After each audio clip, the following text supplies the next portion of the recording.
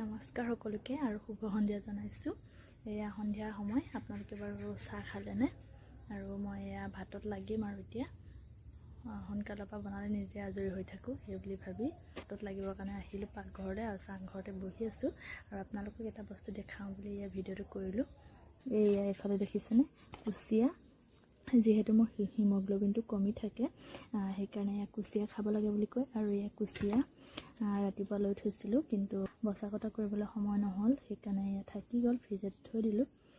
এতিয়া এয়া ভাবিছোঁ এতিয়া বনাই খাম।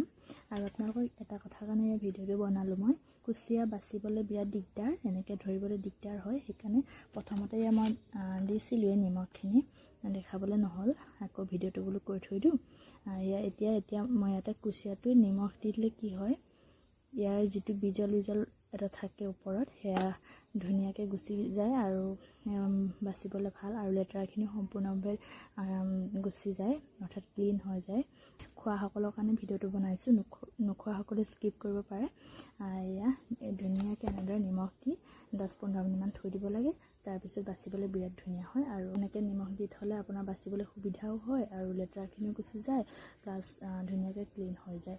সেইকাৰণে এইটো টিপছ ব্যৱহাৰ কৰোঁ। আপোনালোকেও যদি খায় তেতিয়া বাচিবৰ কাৰণে সহজ পদ্ধতি এইটো আপোনালোকে অৱলম্বন কৰিব পাৰে, সেইকাৰণে ভিডিঅ'টো বনালোঁ। আৰু লগতে এয়া দেখিছেনে, এয়া হৈছে বাঁহ গাজ, এয়া আমাৰ নিজৰ বাৰীৰ হয়, নিজৰ ঘৰৰ। আৰু এনেকৈ দীঘলকৈ আগটো কাটিলে বিৰাট খাই ভাল পাওঁ।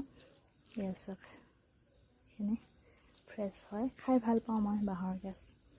কাটি মেলি এতিয়া ধুনীয়াকৈ অকণমান তিয়াই থৈ দিম, তাৰপিছত খাব পৰা হৈ যাব।